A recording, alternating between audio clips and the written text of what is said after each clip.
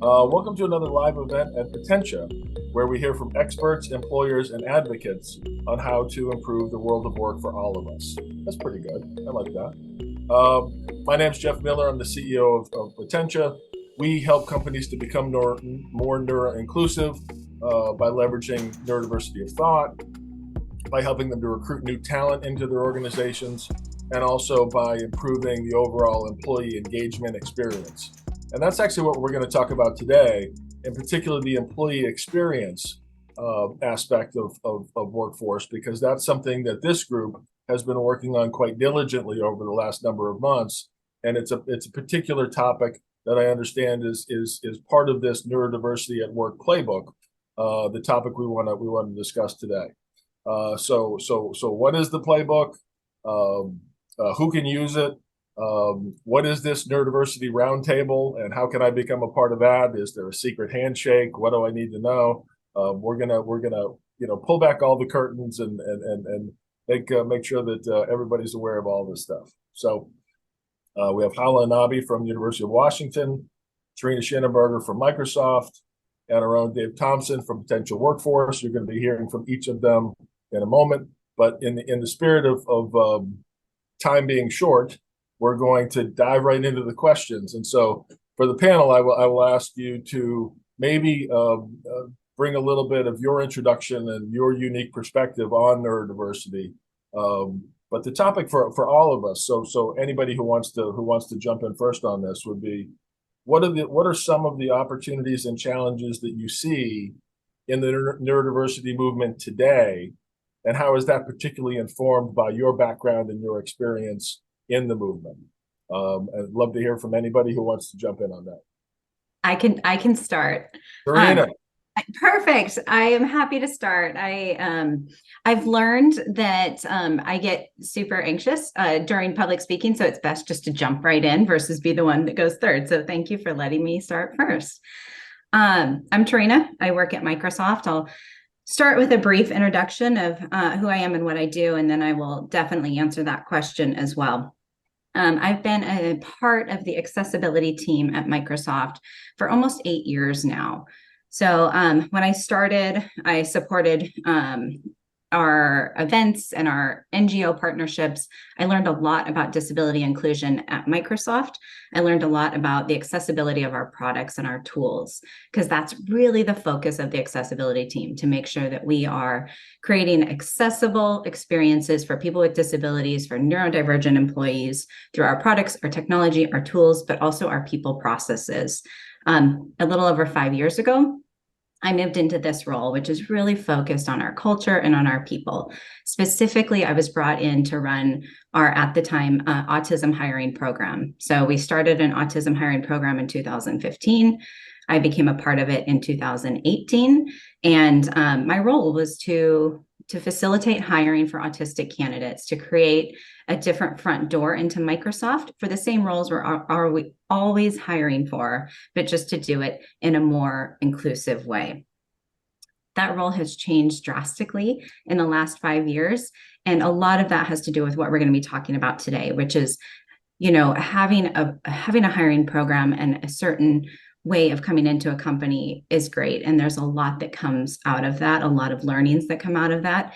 And then the important thing is really what we've learned is taking all of those valuable learnings and finding ways to ensure that every candidate, every employee, every manager has the support needed. So my role now, my title's still the same. It's Inclusive Hiring Program Manager, but I really work across the company. I work to look at the whole candidate experience with our recruiting organization and our interviewers. I work a lot with human resources and benefits and accommodations, and weaving in neuro-inclusive processes, experiences, training where it's needed, especially in HR, and then really for our managers and ensuring that our manager readiness is there to create neuro-inclusive team cultures. And so that leads me to the opportunities and challenges. I put 3 of them down because I didn't want to forget. So let me grab those. The very first one I wanted to make sure and talk about is the challenge of the lack of awareness and understanding around neurodiversity. It is a space that many people still don't even know what the term means. And if they do, they maybe just tie it to autism. And then if they even know what the term means, they really don't have the awareness for different ways of thinking, different ways of communicating, and how we can all be doing a better job of communicating with one another, of looking at work style preferences. So the challenge I see is lack of awareness and understanding. The problem that we have, I believe, helped to provide guidance on through the playbook is creating best practices learned, lessons learned from employers who are already on that path to creating additional learning for their employees and their managers. The second challenge that I believe we have is that neurodivergent employees are not comfortable disclosing in the workplace.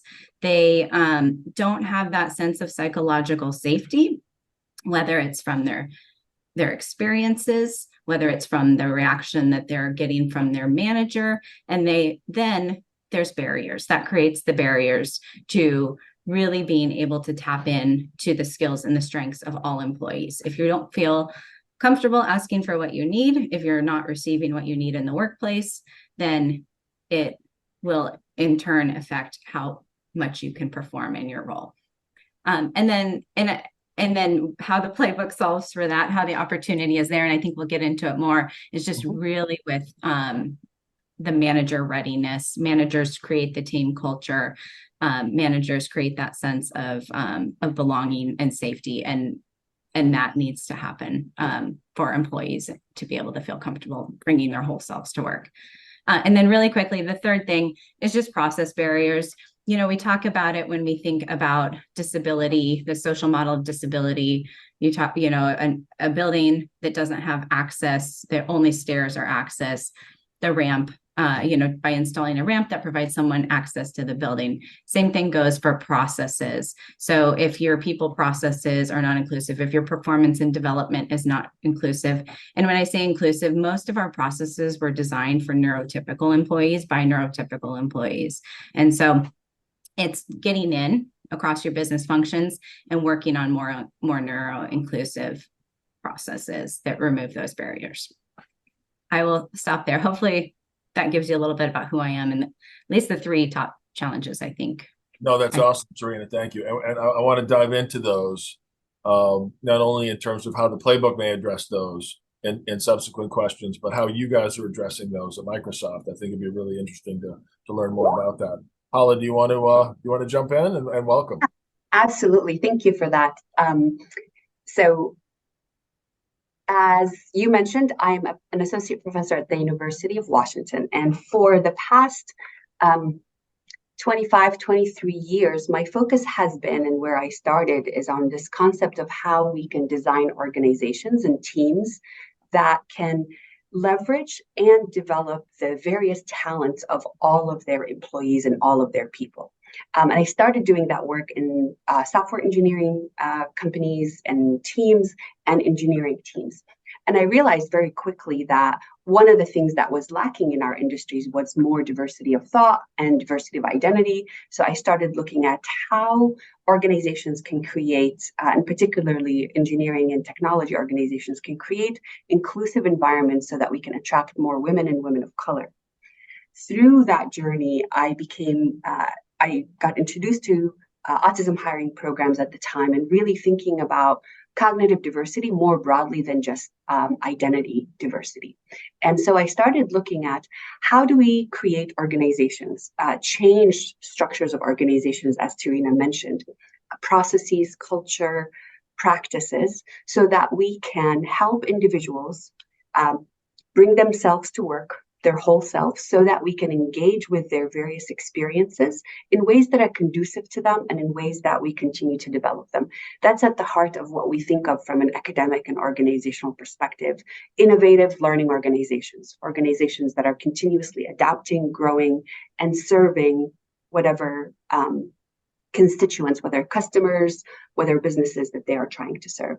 So throughout that journey, I got to learn from these different perspectives around what are the barriers, the structural barriers that exist, and what are the roles that are important to transform that. And so over the past 5 years in particular, I looked at what are the organizational factors and the managerial practices that enable neuroinclusion. And as I continued to study this, and this is the greatest opportunity of the neurodiversity movement for organizations, more broad than even neuroinclusion, is the lens of neuroinclusion and the lens of neurodiversity allows us to change and transform the paradigm and the structure of organizations from thinking about normative expectations and organizations that have been designed by neurotypical people for neurotypical people and dominant identities within the neurotypical people to be inclusive of all people. Neurodiversity gives us that lens of what are the structures that create barriers that's embedded in them, normative expectations that don't necessarily add to the quality of work or the quality of value that we provide, but are built on many structures and biases that exist from the past. So for me, the greatest opportunity and the greatest challenge that neurodiversity movement brings is how do we rethink what's quality, what's excellence, and how do we engage individuals who have been marginalized, left out of the workplace, or when they are in the workplace have been pushed to assimilate, and by that we lose the value of their creative thinking and cognitive thinking, so that we can advance our organizations. And I actually was just giving a training yesterday, corporate training on psychological safety and neuroinclusive psychological safety. And at the core of it, these practices exist, psychological safety practices are important for all people. And neuroinclusive lens gives us a really comprehensive view of thinking about people as they are in different forms and questioning our assumptions that keep people from contributing and being accepted and being celebrated. So I think that's the greatest opportunity we have. One of the challenges we have is we're still early on in the movement. We have a lot to learn about how to do this well, especially on an organizational level. I think on a team level, we can contain it and do really well. We have a lot of practices that we've learned, we've tested, we've implemented. But on an organizational level, especially in large, complex organizations, how we do that systematically to change and transform is the challenge. And how do we learn and engage our neurodivergent partners and leaders in that conversation in ways that is empowering, in the ways that also listens to multiple voices of advocates, because no one experience is the same, is the challenge for us. So I think we have a long way to go in how we do that systematically.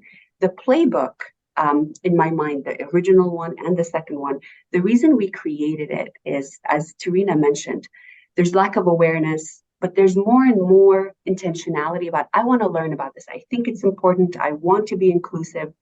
How do I do it?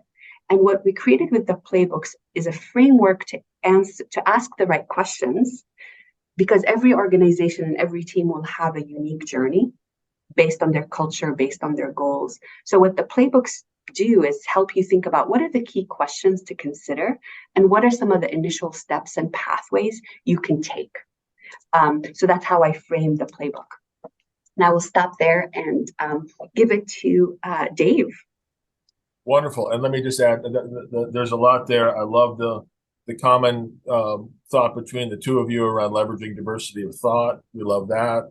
And then it's really about excellence, right? It's really about, it's the farthest thing in the world from checking a box, right? It's really about helping your organization to be excellent.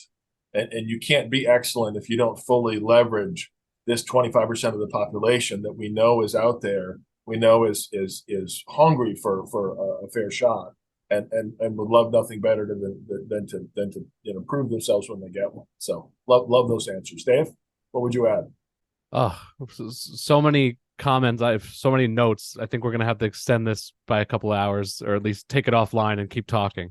But I'll be brief. I'm Dave Thompson. I'm really stoked to be here. Thank you so much. With some of my favorite colleagues. I have ADHD, dyslexia, sensory processing issues, left-right confusion. So my work here at Potentia Workforce as Director of Strategic Programs is something that's super personal to me. and I've been within the kind of the world of neurodiversity and employment for over a decade now, designing, managing, recruiting, training around neuroinclusive employment programs since before, I guess, neuroinclusive was really a word we were using. So I've been part of kind of this evolution over the past 10 years or so. As far as your question around the playbook and opportunities, I guess over the past few years, as someone who's kept their ear really close to the ground to this stuff for a long time, over the past few years, there's been a shift in the perspective surrounding employment outcomes and ND job seekers. Whereas initially, like Tarena and Hala kind of mentioned, it was kind of the focus on these programs was solely on how to bring people in and put people in seats and give people opportunity, how to attract and leverage people's talents and passions and perspectives, which is great. But it's become increasingly clear that it's a much larger issue than that. Where both ND professionals and employers are kind of missing out on a lot of opportunity. It's becoming clear that it's no longer enough to just have these isolated pilot programs, which are really important. And we need to start kind of looking at larger systemic change. So kind of the big proactive hiring programs like the incredible one at Microsoft and other trailblazing organizations are really important. They've largely informed what we do at Potentia and helping other organizations get started on their journeys. And when a company is ready to get started doing that, having one of those programs is a great place to start for a few reasons. One, it transcends the actual participants and the new hires within the programs itself because it sends a message around intention of the organization. It kind of, speaks it into, once you speak it into existence, then you have to acknowledge it and embrace it and figure it out, right? And it also helps organizations figure out what, the experience of being autistic at Microsoft might be like, right? And so it's helped us kind of look at it from a more isolated, from a more isolated environment and figure out how to replicate that and scale that, no matter how big your organization is, right? And so, and it's again, it sends a message to ND employees that your company is trying, and that in itself is really huge. And that's why in every program I've ever run with Potentia, we have people raising their hand. This is not part of the program, but we have people raising their hand saying, well, now that you mention it, I'd like to use this as an opportunity, which is really special. But as for the playbook, I think it aims to delve into those insights and provides guidance for fostering a better world of work for your existing workforce, right? It's about becoming a better employer as a whole and a more attractive employer as a whole for people who think and learn and work and communicate in all different kinds of ways, which is super important, of course, right? Awesome. Thank you, guys. Yeah, and so we've already started delving into the playbook. I want to delve into it a little bit more. Before we do that, I want to just, again, another housekeeping note. We do have the Q&A function up in Zoom, so I would encourage you to ask questions. But right now, what I'm also interested in, and we're gonna do our best to get some as many questions as we can later. I'd love to know what state or what country you're from as you're watching this now. I'd love to get a sense of just how broad the conversation is going. And while Melissa's gathering that information, my next question is for Tarena. And the question is, okay, we've heard about it, but how would you encapsulate what is the Neurodiversity at Work Playbook? Who's it for? And perhaps most importantly, how can I get a copy? Yeah. Thanks, Jeff. There is also a question in the chat. I see that Hala answered. So the links have been dropped in the Q&A. There's two playbooks. I'll break it down a bit more simply. So there's two playbooks that we employers partnered with the University of Washington, so Hala's team, to create. The first one was the original Autism at Work playbook, and that one was published in 2019. as a collaborative research project between the University of Washington and Microsoft, EY, JP Morgan Chase, and I believe it was Ford. Is it Ford? EY, JP Morgan Chase, Microsoft. EY? SAP. SAP, sorry. Apologies. Yes. So 4 employers with the University of Washington. This is right about the time I joined the team. So I was just absorbing so much great information because it was 4 employers who had really pioneered these programs.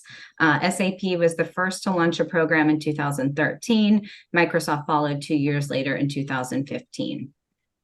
We were all learning together. And I think that that's what rooted this particular type of business to business learning in such a place that nobody's competitive. Everyone is in it to learn from each other and to share. And the playbooks are a result of the employers learning together and then sharing. So round 1, the original Autism at Work Playbook, 2019.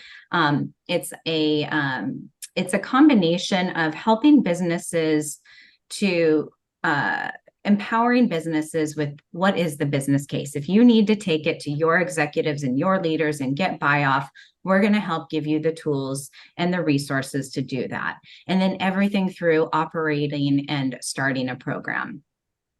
That playbook has been used by so many employers, and just like different areas that work for each employer can get pulled out and used.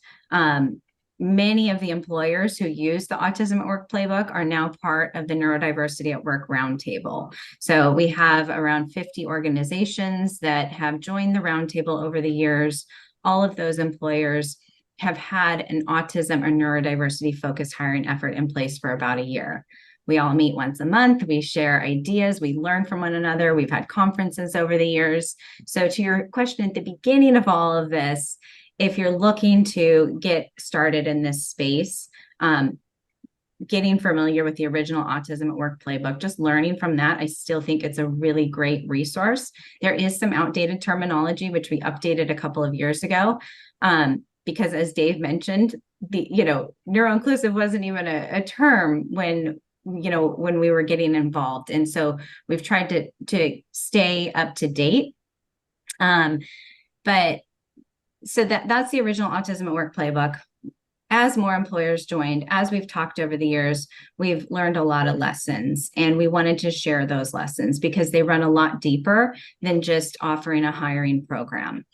These lessons are around culture shift and change. These lessons are about embedding practices within your recruiting organization, within your human resources organization, within your legal department, and all across your company. And so the second round of playbooks it's what's called the Employee Engagement and Growth Playbook Series. And the link for that is also in the chat. Each playbook, there's 5 of them, is on a particular topic that we decided was the most relevant topic based upon a bunch of employers, over 20 of us getting together and saying, these are important topics. This is what we need to share. There's 5 key topics, and then there's 5 manager guides to go along with it. And so I'll pause there. And I think Hala was going to build on a little bit more about the 2. Yeah, next question for Hala. I know the first, as Tarena mentioned, the first playbook was really around hiring. And I think that mapped what a lot of the sort of juice was around these initiatives, right? It was all about hiring initiatives. And it seems now that the pivot has been not to the exclusion of hiring initiatives, but adding the employment experience piece to that. Could you speak a little bit to why that was done and why that's so important? So 2 things. As you mentioned, the first playbook was about breaking down barriers for hiring. And really socializing the concept of neuroinclusion and the importance and the value of having this cognitive diversity and this diversity in the workplace. What that led to is, you open the doors and you hire folks. Can you also look at the structures that keep them from retaining them in the organization and also advancement in the organization, as Tarena had mentioned. The other part of it is one of the great things that happen when you have neurodiversity hiring programs. Most of us already have neurodivergent people in the workplace. And for many organizations and for many folks, that created space for also our existing employees to come forward and disclose and ask and advocate for some changes in the policies and processes that keep them from staying in the workplace or advancing. So one of the things that all the employers and we needed to do is figure out what is the next phase of transformation. So if you look at the employee life cycle, the playbook looked at breaking down barriers for the first 2 or 3 phases of an employee life cycle. It's a natural evolution of maturity of this movement to start looking at what are the barriers and the opportunities that we have to change the way we do work, to change development, to empower and build the capacity of managers. Part of that was opportunity for transformation. Part of that was we have a workforce that is advocating and not masking as much. And now we engage with that talent to transform the organizations. There's a lot to learn about how to create environments where people are not masking to the normative expectations so that we can create more inclusive ways of being. And the second set of playbooks, and this is, again, the first 4 or 5 questions. We still have actually a few others that we've already collected data about that we need to publish, like success enablers and others. So this is just us keeping up with, we're learning. Let's synthesize what we've learned about how to start programs, how to break down barriers, and how to create the right supports and shifts in culture within the team beyond just hiring and onboarding. Overall change and retention. So that's why we did it. We did it because we saw the value, but we also saw the challenge that hiring folks is not enough. It's about transforming and creating healthy work environments. So let's figure out how to do that and take the lessons learned. I hope that answers the question. Perfectly. Wonderful. Dave, I believe this was your first your first voyage with the playbook. I don't think you worked on the original one, correct? I didn't, but I remember the day it came out. Well, of course, you're camped out, you know. Yeah, I was lined up down the block. Yeah, like a new Led Zeppelin album. You just wanted to get a. Did you get a signed copy, by the way? Not yet. Autograph that for you or anything? No. Dare to dream, I said. Dave, question for you. Given that this was your first time, your first rodeo in this regard, but that you, I think all would agree that you spent a good bit of time on it and invested a lot of time on it. At least that's what you told me. Now, maybe you were, cutting demos with Willie Nelson and Nashville. I don't know. But talk to me about your experience in contributing to the project and what was your biggest takeaway?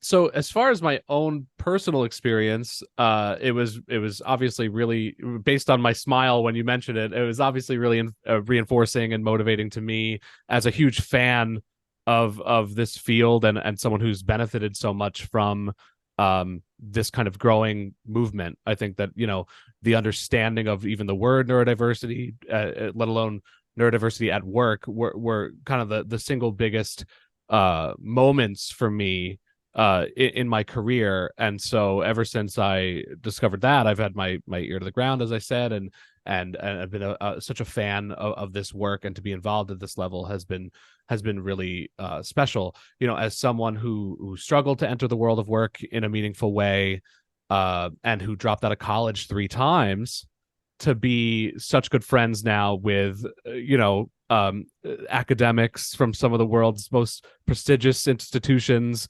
and professionals from leaders from some of the world's largest employers, and to be collaborating with them on something like this is really special. What a moment that is for me is not lost on me. I'm a very sentimental dude. So as far as my biggest takeaway professionally, it definitely showed me how important knowledge sharing is in such an emerging and rapidly evolving space. And not just that it's important, but that there's a way to do it, that it's possible, because it's really hard and complicated. And I hope we get a little bit into the methods. And I believe that, Hala designed it in a way that really worked well for everyone. There are a lot of companies, consultancies doing important work, and it's all quite different, and it's different for good reason.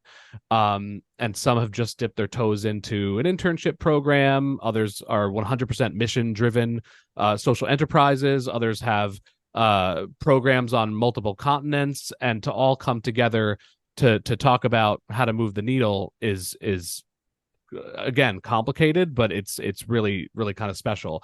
No matter how different each program was, there was a lot of group consensus on certain ideals and fundamental aspects that need to be looked at, and everyone was super aligned whether or not they were where they wanted to be or not. Like, everyone was aligned on the philosophically, and I thought that was really cool. And so I don't think that there are many resources like this that are getting at it from such a with such a wide lens, and then distilling it down to something so kind of accessible and digestible. So really cool. Nice. And speaking of other locations, I should let you know that the feedback so far is that we're being seen this morning in Costa Rica, this afternoon in the United Kingdom, throughout the United States, including in Hawaii. So we've got a nice wide swath of folks that are checking this out. Especially appreciate you folks getting up early in Hawaii to watch with us. Tarena, next question. There's a whole section on cultivating a neuroinclusive culture. This is a fairly new term for many, neuroinclusive. What does it mean to be a neuroinclusive at work? And why is it important? Thanks, Jeff. Sorry, I think you lost me at Hawaii, because I'm sitting here in Washington State and looking out at the doom and the gloom, and we're in this dark period. So Hawaii is my go-to when I need to get some vitamin D, and I'm headed there in a month, which I'm super excited about. So welcome to those of you in Hawaii. So a neuro-inclusive culture and what that means, I think I would really take this to the heart of following your neurodistinct employees lead. They're going to teach you, they're going to give guidance, they're going to provide feedback. And when you stop and you listen and you learn, they're leading the way. They're doing this for organizations if you just open up and listen. And I think that to me has been the most valuable learnings that I've had over 8 years of working with the neurodivergent and disability communities at Microsoft is I don't have lived experience of, I don't have all the lived experience of everyone with a disability or everyone with a neurodivergent condition, but I sure can listen, and I sure can hear the needs and where we're not doing well, and find ways that we can be doing better across all of the processes, all of the systems within our organization. And when you have a specific program, you have a very direct listening channel, because you are hiring and bringing in new employees. You're working with those managers. That's a great listening system to create more neuroinclusion. But that's just a small percentage of the employees. At Microsoft, we have over 3,000 employees who are part of our neurodivergent employee. It's called an employee network within our larger ERG, but our employee network of over 3,000 employees globally across the United States, and listening and learning. And so I'm going to give really specific examples of what we've found that have been lessons we've learned that contribute to neuroinclusion across the company. So I'm going to start with, if you think about the life cycle of someone's experience with your organization, the very first thing is recruiting. It's the world I've lived in for over 5 years now. And taking the lessons and finding ways that, okay, this worked really well for the business, this worked really well for candidates. How do we take that and how do we scale that more broadly across the company? So For instance, the neurodiversity hiring program had certain accommodations in place automatically. Coming in through the program, you were automatically given additional time for any online technical screens. Didn't have to ask for it, it was just provided. That's an accommodation that you could easily scale across any candidate at your organization. So if you have, if you are hiring for technical roles and you are screening through online technical screens, then you can automatically offer more time. That can just be a given. There shouldn't be a need to request an accommodation. There shouldn't be a need to have to disclose in order to receive certain accommodations. If you are scheduling interviews for your candidates and you plan loops, say you do 3 to 4 interview loops in a row and they're all within a condensed time frame, that type of scheduling can be really debilitating for candidates. You can easily spread that out. Somebody shouldn't have to request an accommodation for scheduling needs if they just would like to have 2 interviews in a day instead of 4 back to back, or 1 interview in a day. So it's taking all of those really reasonable accommodations and just offering them as without the need to disclose a disability, without the need to have to go through an accommodation for it.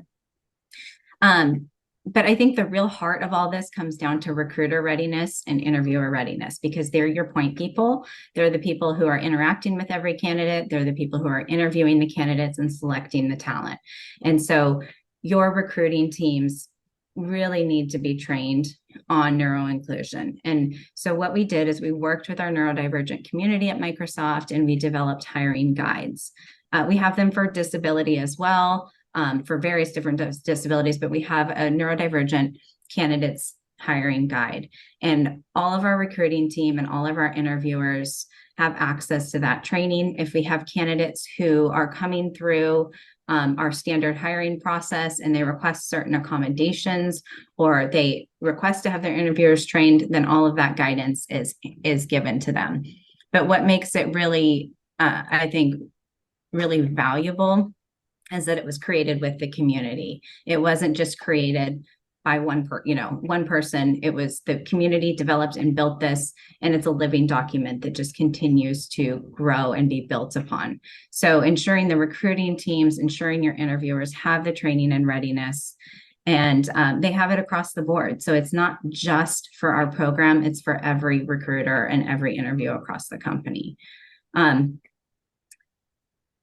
Other ways of supporting neuroinclusion across the company. So I'm going to talk specifically to manager readiness, because I think what we've found is that managers are really at the heart of a lot of this. I mean, you really need your leaders. You need your leaders messaging. You need your leaders sharing the importance of inclusion across your company, but you need your managers facilitating the day-to-day. And managers can't do that if they don't have the readiness themselves. So if you have a manager who has an employee that comes to them and does disclose that, say they have ADHD, that manager needs the support and the tools to know how to best support that employee so they can be a good manager and they can pull out, they can really support that employee. So there's 3 specific ways we've done that.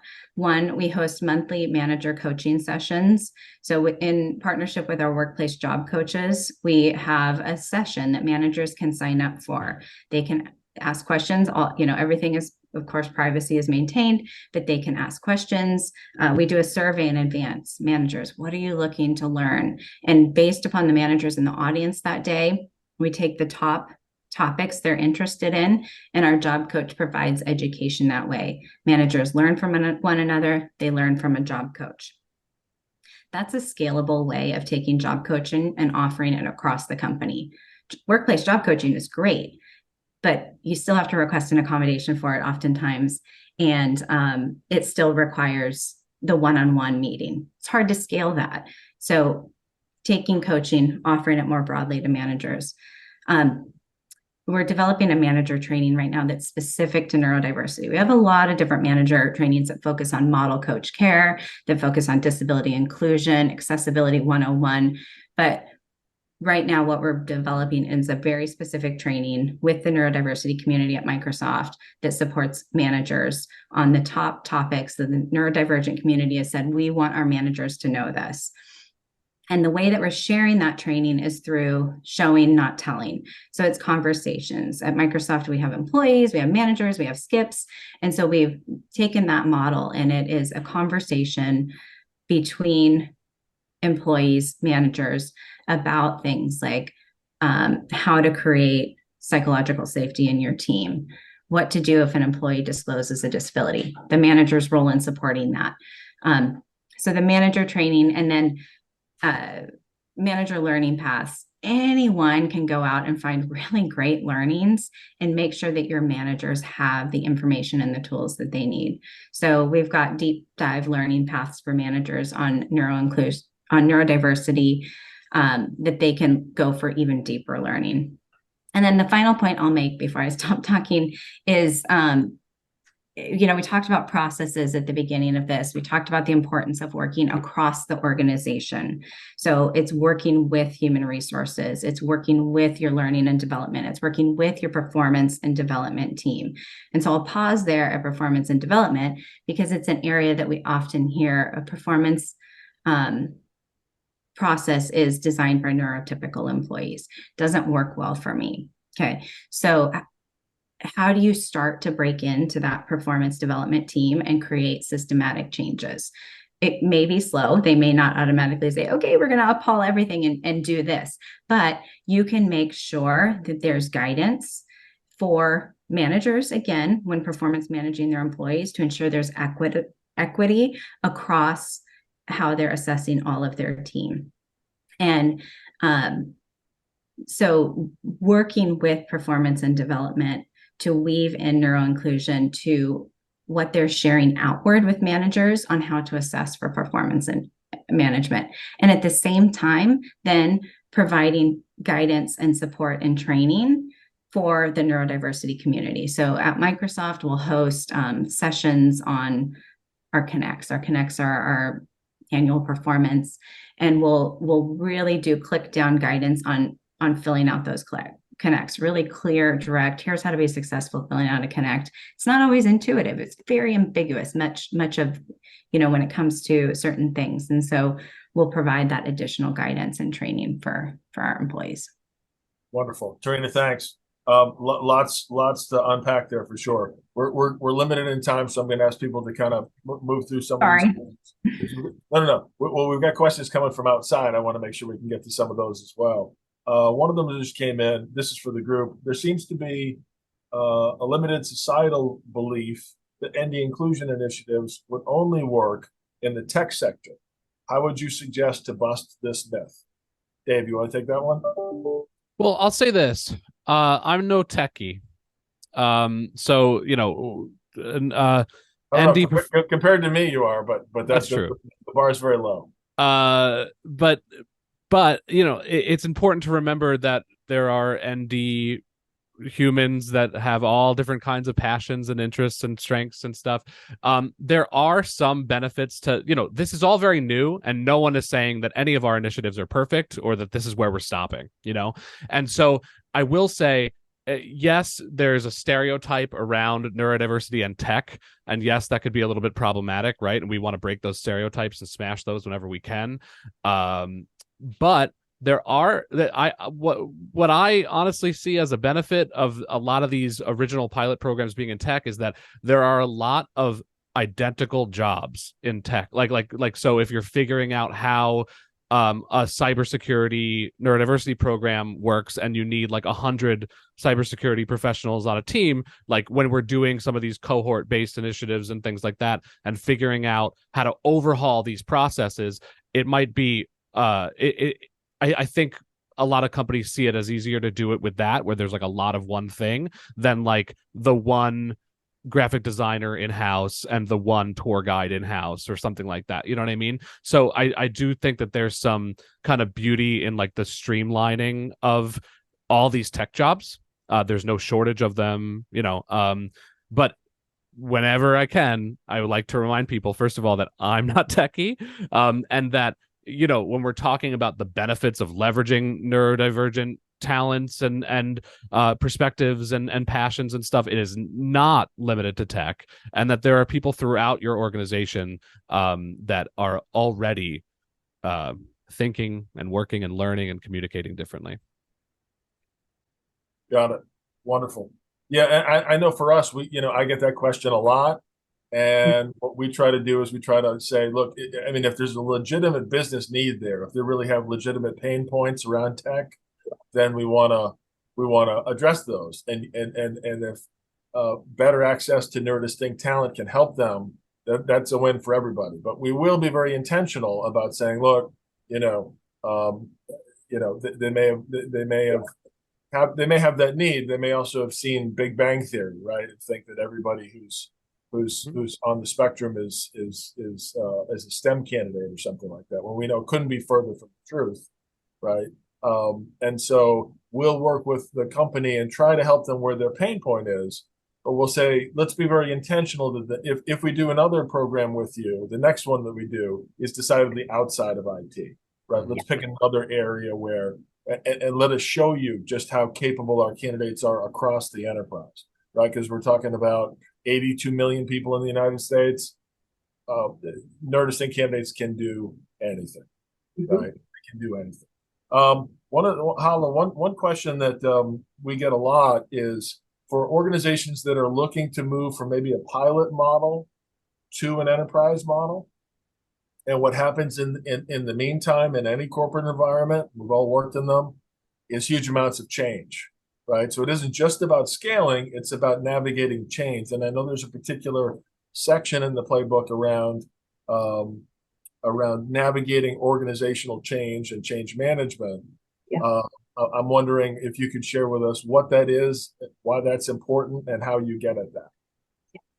Thank you for that. So in the Employee Engagement and Growth Playbook series, we speak specifically to how to support change, particularly in industries that have high turbulence, and not just for industries that have high turbulence. When you think about any employee's life cycle and path, they're not going to stay necessarily in the same job, in the same team, in a static way.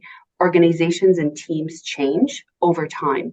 So change induces a lot of stress and insecurity, we find, and what neurodivergent employees told us. So we need to take a little bit more intentionality about how we manage the change in a team, the change in a manager, the reorganization of an organization overall, and some uncertainty and turbulence around layoffs and such. When you have a population that has had a really difficult time entering the workplace, have worked really hard to find alignment and common ground of here are the kinds of supports that make me successful. Our neurodivergent employees spend a lot of energy with their managers and their teams to create common ground. When we uplift a person from that team or change the management of that team, it creates a lot of anxiety and undue stress if it's not dealt with intentionally. I want to say in organizations largely, and I think most employees would agree with me, we don't manage change well.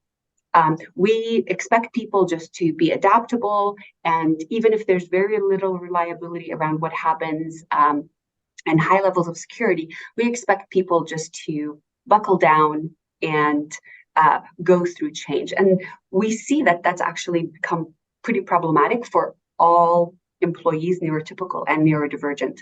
Our neurodiversity programs are very intentional about thinking through when you have events that change the dynamics of a team or that change the dynamics of the supports that are needed in the program, how do we think intentionally about mitigating the risks so that we're not spending time on stress versus just clarifying expectations and communicating that change in a very intentional way. So what we did in the playbook is use basic management practices. These are not different and new for change management. We just made them more explicit and highlighted the fact that when you are working with a population that has had a really difficult time getting into employment, has had a really difficult time finding the right supports and the culture, when you introduce change, there's going to be a higher response of anxiety. How do you reduce it so that you can have a healthy transition?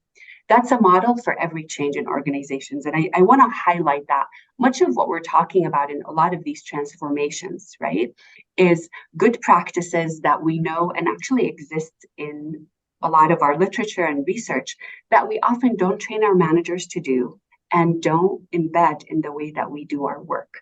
So I think neuroinclusive programming has helped us be a little bit more intentional and make them more explicit. It's an opportunity for us to become better managers and to become better organizations. So I just want to highlight that with an exclamation point. Wonderful. Wonderful. Thank you, Hala. Next question is for Dave. It seems that many companies who've helped with the playbook are quite large employers. Why do you think this is? Why do I think many companies that are involved in the roundtable and the playbook are quite large? Yeah, and since we know that a lot of job creation happens with small to medium-sized companies, is this something we should be focused on? And if so, how can we better address it? Yeah. So several reasons. One, of course, is resources and the bandwidth to kind of dip your toes into this and get it right. I mean, a lot of the companies that are involved in this are involved in a lot of cutting edge technologies and have huge R&D departments and budgets for trying things out, right? Whereas a lot of small to medium sized companies don't. I just do want to say a lot of the most impactful work is being done at small social enterprises, small mission driven companies. And the way I even got this job with you, Jeff, is by talking to Microsoft all the way back 8-10 years ago, and them thanking me for getting on the phone with them when I thought I was so lucky to be talking to them, right? Because they said, well, you guys are starting this from the ground up. When I was working for a mission driven social enterprise, deciding what color the walls were going to be and the kind of hand dryers that are going to be in the bathrooms for an autistic majority company. It was helping inform some of these huge enterprises. So I also think it's just what's coming up in search terms and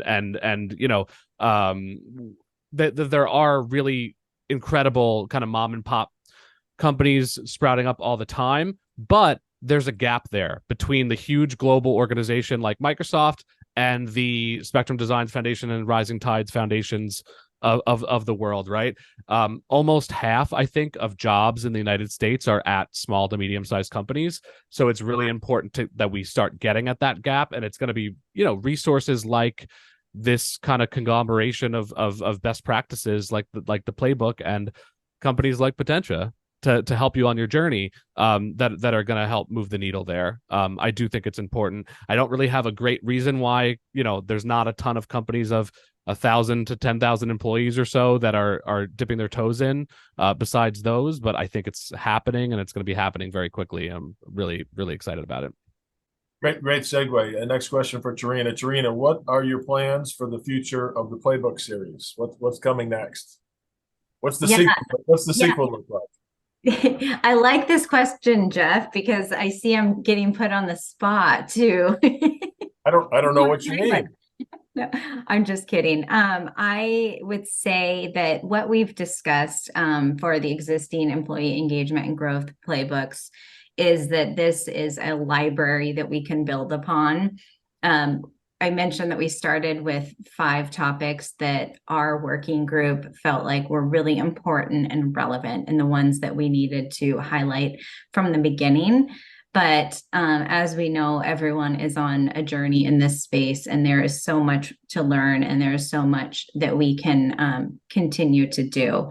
So I'll invite Hala to help me answer this question as well, because, we've talked about finding, and Dave, you as well, because we've talked about a couple of things. We've talked about just the functionality of the playbooks. We've talked about making them more of an interactive learning experience. Not everyone intakes information that's in a PDF document in the same way. So, maybe maybe there's opportunity to create. We've talked about videos, we've talked about learning platforms, we've talked about adding more topics. So I think that what we're going to do is we're going to kind of stop and really evaluate how are we reaching people to help them in their journey in the most impactful and effective way. Hala, what would you? Yeah, totally agree. I'll say three things. Currently, we're actually about to release in the next 2 months, about a month and a half, hopefully that's our target date, the playbook for the federal government. So with the collaboration from Teresa Thomas at MITRE and the support of Melwood Inc., we have engaged in a process similar to what we did with the 4 original companies to address how to design such programs and create supports within the federal government, the largest employer in the US. So that's next. That's coming up in the next 2 months. We will release it in a similar fashion, PDF fashion. The next part is the playbook was updated once in the pandemic.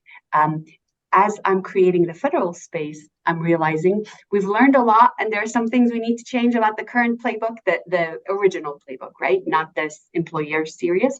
So there's some updates that are going to happen over the next 4 to 5 months, 6 months for that. Tarena, I don't think you know this, but Neil and I talked about the small to medium.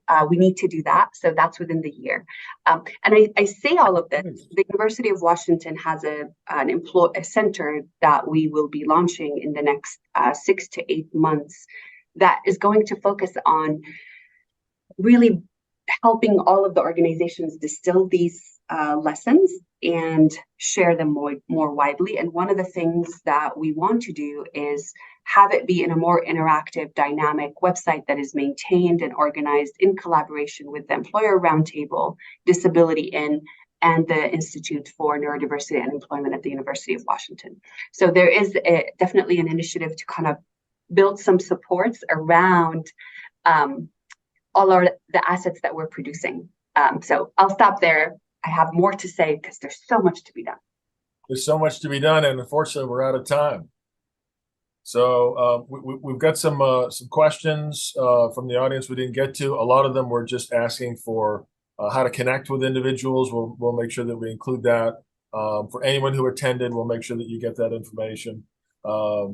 Some interest in what can we do as businesses. I think one of the biggest things you can do is listen to your people. Your people are going to tell you an awful lot about what their needs are, neurodistinct, neurotypical, and others. But there are some questions on that. We'll try to answer those in a little bit more detail. Just want to be conscious of time. That actually concludes today's session. So a huge thank you to Hala, Tarena, and Dave for their participation in this work. We're really interested in improving the world of work for everybody. And we know that neurodistinct candidates have a particular opportunity to think differently and to help companies think differently and to benefit as businesses moving forward. If you're not following Potentia, I would encourage you to do that. We're at potentiaworkforce.com. Feel free to get in touch. Check out our newsletter. And if you have any questions about any of these topics, we may not know the answer, but I can tell you we will be dogged about getting you the answer. So thanks for listening. We encourage you all to continue to think differently.